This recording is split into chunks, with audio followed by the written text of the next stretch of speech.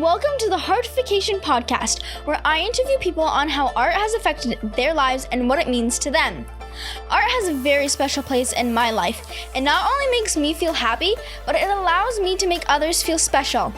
This podcast is all about how art has made an impact on others' lives, for all ages, all backgrounds, and all walks of life. You can find more about this podcast guest in my show notes. Without further ado, let's welcome my next guest. He is an entrepreneur and the founder and CEO of TribalScale. Please welcome my next guest, Sheila Jaitley. Hey, how are you? I'm good. Yeah, thank you so much for doing this interview. I'm happy to do it. Thanks for having me. Yeah, thank you. So the first question I always ask is, how do you define art? I think art is like beauty in the eye of the beholder, right? It's different to everybody, but I think art for me is when it has a story behind it, or it really triggers something inside me that gives me a story and attraction to it. So, I'm here in Miami, and the last big art basel, they sold a banana with some duct tape for some ridiculous amount of money to someone as art. And to me, that doesn't mean anything. I would never go for that because I don't have that affection, or I don't have that connection to it. So that's how I define art. Art it can be anything. Yeah, definitely. I love it. And I love how you said it's the eye of the beholder. Everyone sees it differently. And my definition is art is any way you're able to express yourself. And it's different for everybody, and everybody's form of art that they go to when they need to express themselves can be different. And everyone's view on a painting and how they interpret the painting can be different as well. Absolutely. Absolutely. I mean, if you take a look, I love going into an art exhibit and not even understanding anything, but trying to, at least even if the artist is there, be able to speak to the artist and say, what was going on here? And learning the backstory about it, because then it becomes really relevant to you. Yeah, definitely. And what art forms are you exposed to? I mean, I think there's a million different types, but right now, the one that is on top of mind for me that I'm spending some time on is the NFTs, and I'm starting to really enjoy NFTs, non-fungible tokens for those who don't know, digital art. And NBA Top Shot is I loved collecting baseball cards and hockey cards when I was younger, and now I get to do it digitally without having to go to a store and stuff like that. So I'm finding a lot of fun collecting that. But the other art forms that I'm exposed to, I think music is probably the biggest one, right? I am a music snob, almost, you could say. As people say, I'm pretty passionate about what I like and what I don't like and why. And that's probably the biggest art form in my life always is music. Yeah, definitely. That's awesome. And do you see software designing as an art form? Absolutely. I think, you have to have a connection. And if you see, art has almost been used against us when it comes to software design. We here at TribalScale, we talk a lot about ethical design and having ethical applications, but you see, we've been using data science, and we've been using human emotion and almost manufacturing it in a way to gauge engagement. When you see that red notification pop up on your phone for an app, that's by design. They know it's going to drive you crazy and you're going to want to open it. And so they're doing these things by design. However, I think, who doesn't want to work with, a piece of software that is pretty and easy to use and makes you feel good. I love how Apple designs things, even down to the click on when you push on your laptop, on your Apple laptop, was designed to make that sound. And there's a whole feeling and emotion that comes with it. And I think that actually, if you do it the right way and you are artistic about it, you can actually make a real connection with your users and actually drive engagement the right way. Yeah, definitely. I think it's amazing how art has developed over the years. Back then it just used to be they had to go collect their paints and make their paints. And now art is used in technology and, digital art, like you said, and software designing and all of that. One of the things I wrote a blog about 4 years ago, and it was to enterprise CTOs. So Fortune 500 company CTOs. And it was titled, your enterprise software doesn't have to be SH exclamation mark T. And the reason why I did that is because why is it that we, when our employees are working on something, we don't think it has to be pretty or easy to use and sexy to use? I think, if you really want to drive your employee engagement, why don't you make things really pretty for them, easy for them, so they want to engage and actually get work done in a more happier way? Yeah, Good art definitely. brings happiness to everyone. Definitely, there should be that connection. Yeah. And how do you use creativity in what you do? There's a million different ways. I think, to be completely honest, being a salesperson through and through, you really got to craft your creativity on when you're bringing a solution to a customer. I used to sell photocopiers, and if you take a look at a photocopier, it's a box that prints paper versus another box that prints paper. How could I go and justify a higher price or whatever it may be? You got to be really creative in how you actually go and appeal that solution to your customers. Having said that, there's ethical ways of doing it, right? Like, I wouldn't ever use my creativity to get someone to sign a deal with me when it comes to the business development if I wasn't on the other side of the table signing it myself. So I think you got to be pretty ethical when you come to your creativity, but you got to use creativity in your day-to-day for everything. Being a CEO, there are corporate messages you want to send out. It could be something as simple as your HR policies. And sure, you could just go ahead and give everybody an employee handbook, but are they really going to grasp what's in there? So you got to be very creative and leverage your creative skills to actually make a connection with people, so they understand the importance of what you're doing. They understand the importance of what that employee handbook is. They understand why those policies are there. And I think you got to be really creative in your day-to-day to do it. We constantly try to reinvent ourselves to be more meaningful and establish that connection, right? If we go back to what we were talking about in the beginning, we need to establish a connection, and art allows you to do that, and your creative process allows you to do that. Yeah, definitely. And I totally agree with you. And I think it's also important because if someone were to look at your business or your product, they want to be attracted to it and think it's different from the rest of the same products that are out there. Sure. I mean, I think branding and like stuff like that matters, right? Especially in a more social conscious world. You could go wear Tom shoes, but it means something. It stands for something, right? And so you gotta. There's various ways that you could express your artistic creativity to make a special connection with people. Yeah, definitely. And how important is it to be creative while creating different softwares? It's super important. And when we go into engagements with our customers, we really need to understand what their business objectives are and what they're meaning to do, or what they want to do. However, there are brand guidelines, communication guidelines of where you may be able to push the envelope and maybe where you don't want to push the envelope. And I think your creativity gets bounded when working with a large enterprise within a certain box. Some organizations like to push the envelope and go outside of it, but most are very risk adverse, right? And so you got to figure out how you can be as creative as possible within the guidelines that are given to you. And we got to do that. And with a variety of different companies. We work with startups, we work with large automakers, we work with large banks. Everybody has different types of guidelines. A lot of them have similar business objectives at times, but you got to be very creative on how you could achieve that objective without taking away from the brand or being too risky with the brand or whatever it may be, or even too boring for some brands, right? Some brands are like want you to go the other way. So it's a constant battle to try to figure out the right way to do it. Except, I got an amazing team of product managers and designers who come up with new and creative ways every single time to figure out how they could solve a specific client's business objective. Yeah, that's awesome. And when you create different softwares, do you feel you're able to express yourself and let out your emotions? You kind of get restricted in doing that because, again, I think it's very personal, right? Like, if you look at TribalScale's branding, we like to look at ourselves as young, fresh, hip, so on and so forth. Some of my banks would never go for that, but that's me. And that's how we like to go. We like to go and push our envelope. but it's different for everybody else. And when you're doing it as a service for someone else, you really got to be empathetic and understand their point of view and do it from their point of view. So you're almost doing the creative and you're being artistic on behalf of someone else, not necessarily you. We as a service provider who build and design applications really got to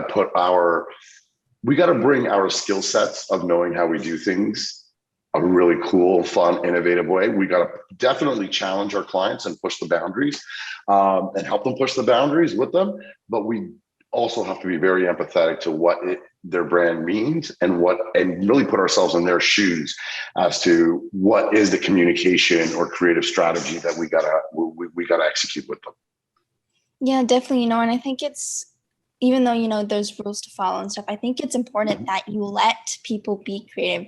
Especially when kids are young and they're in school, like in math class, there's a certain way to solve a problem. But there could be other ways if you let the kid decide and let them use their creativity to find the answer. I agree with you 100%. I remember I used to get in trouble as a kid because I tied my shoes different from everyone else.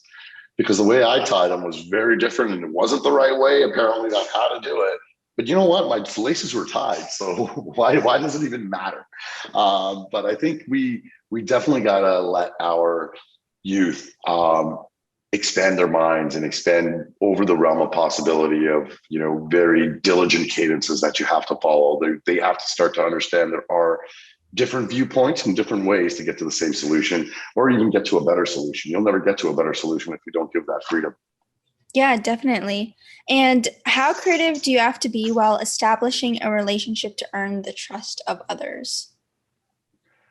I think you got to be very creative to do that. I think you don't have to necessarily be creative in the sense of you don't unhonest. I think you should always be honest and you should always, the truth always prevails and that's the only way to establish trust. However, to capture someone's moment and be very clean with your branding and express yourself on what your brand, whether it's your personal brand or your business brand means, I think that accounts for something. I think every day I look at my personal brand and every day I go take actions. That is a reflection on establishing trust with my customers or even with people I meet on a day-to-day. And I'm not saying I've been perfect. I put up a quote on Facebook the other day. It was like, I did what I knew then. Doesn't mean I would do the same now, right? So I try to make the best decisions as I'm going forward. I'm going to make a million mistakes. We all are, except how are you going to actually go and be better tomorrow than you are today? And I think that's the first thing you got to do to start establishing trust with people. Yeah, definitely. I totally agree. And you moved from Toronto to Miami. Have you noticed a difference in the artistic expression of the city? 100%.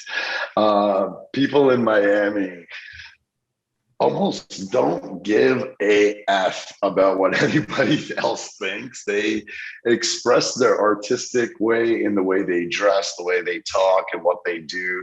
It is colorful. It is vibrant. It is, there's a guy who almost twice a week, I'd say around 4:00, brings a boombox, is in a very colorful pair of shorts, throws on some music and starts dancing. Now there's no hat in front of him.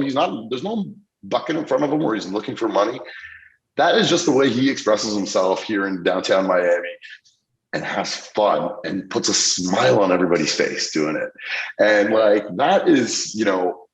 that is, I think, pushing the boundary of hey, I don't care. I'm going to do what I got to do to be happy here. So it's really cool to see. I think also the Latin culture here in Miami is something that in Toronto, I don't think was as vibrant as it is here. It's very colorful. It's very in your face. And so it's been a bit of a wake up call for me. And I'm enjoying it. I'm loving it.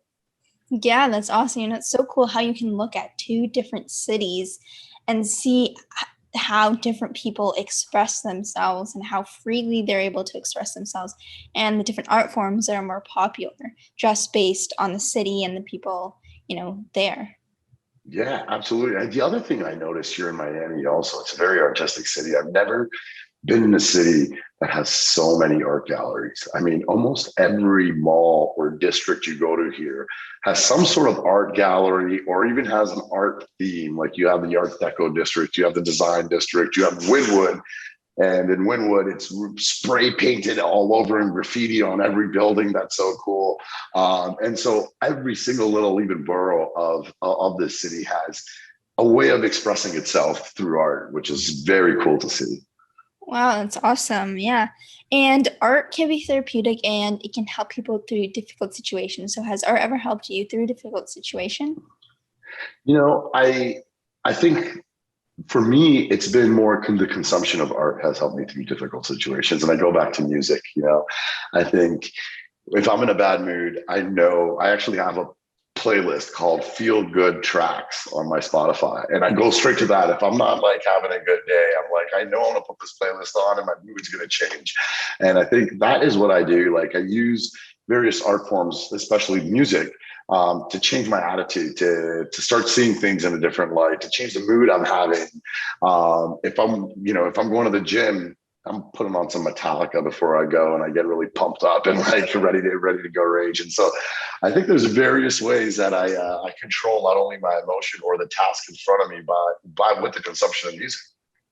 Yeah, definitely. I think that's awesome. And I saw this quote, I think it was on TikTok or something. It was like, when you're happy, you listen to the beat of the music, but when you're sad, you listen to the words.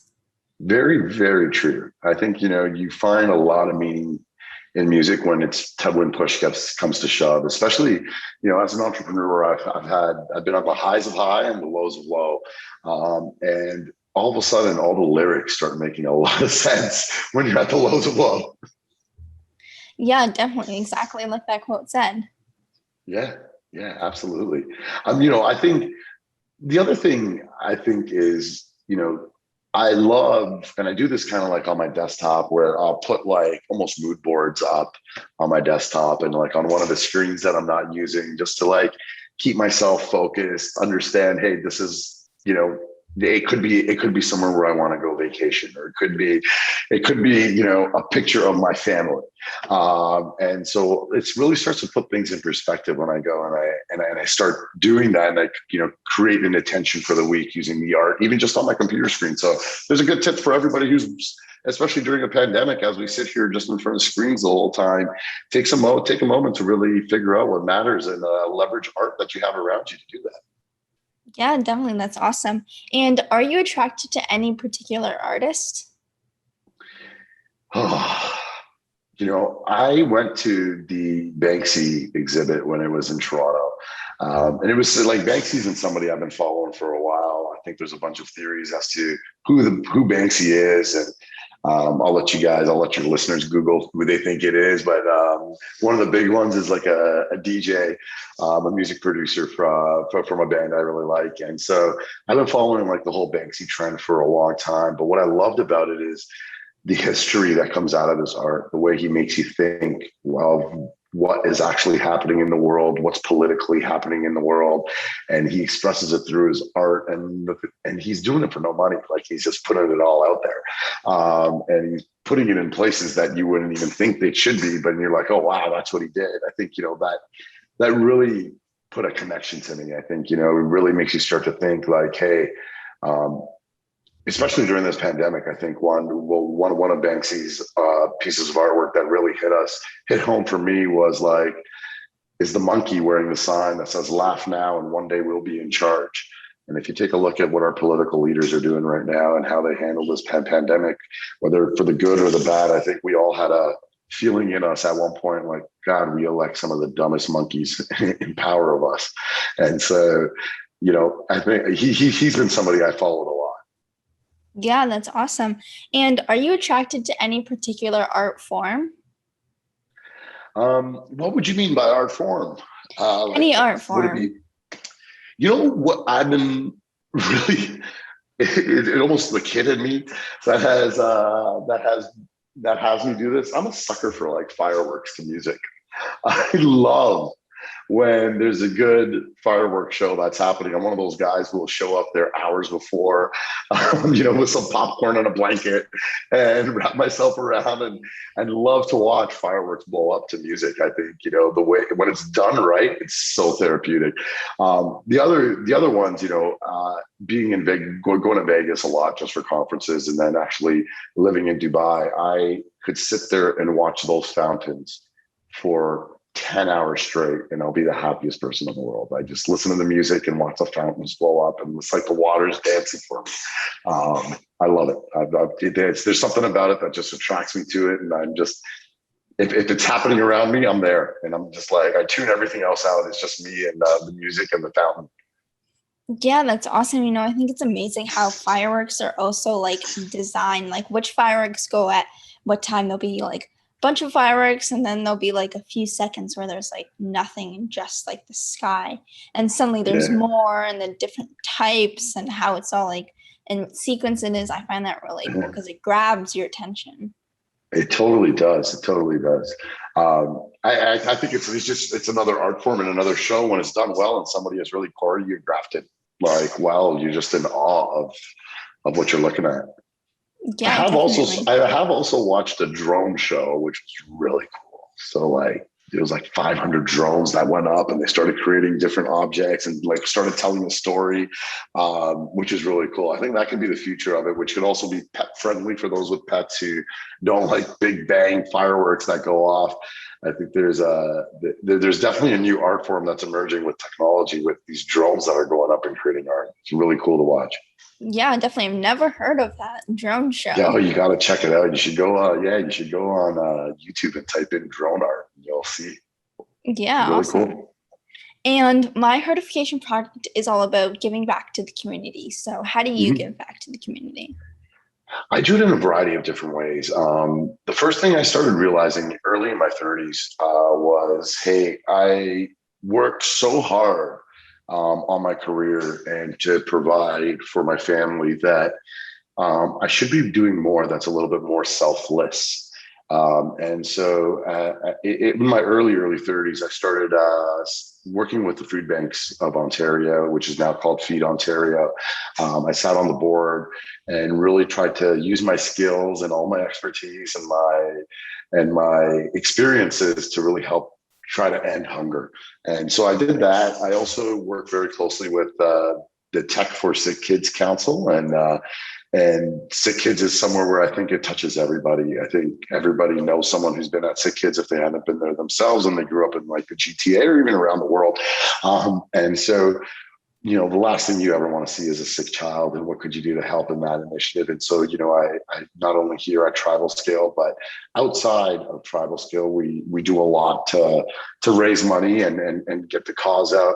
I think above that, there's a bunch of social things that like we try to do that, we want to be able to stand for something in society. It's Pride Month, and we've been really active about talking about how we support and want to celebrate Pride Month with everyone. And so we do stuff like that. But I think in your day-to-day, you just kind of, your father talked to me about intuition, for example. And I think in your day-to-day, you got to listen to that little voice in your head that says, is this a good thing I'm doing? And you'd be surprised when you do it, how good you feel being selfless. And so sure, there's got to be time for yourself, for your career, for your family, and everything you got to do. But it takes a community to really have everybody prosper. It's like the saying goes, the high tide makes all boats rise. Well, how could you do that for your neighbors in the community you live in? Yeah, definitely. I think that's awesome. And how would you like people to get in touch with you? It's very easy to get in touch with me. I'm almost on every form of social media. You could at me at Sheetal Jaitly on Twitter, LinkedIn. It's, I think, LinkedIn/Sheetal Jaitly. If you Google my name, you'd find a million different ways to get in touch with me. Awesome. Yeah. Well, thank you so much for doing this interview. Thank you so much. Very thoughtful questions. I'm really proud of you and what you're doing. Thank you. Thank you for listening to this podcast. Remember, if you want to find out more about this guest, please go to my show notes where I have all the links needed. If you enjoyed this podcast, please subscribe to my podcast series and help me by sharing it, leaving a rating, and a comment. I hope you join me on my next podcast. Bye for now.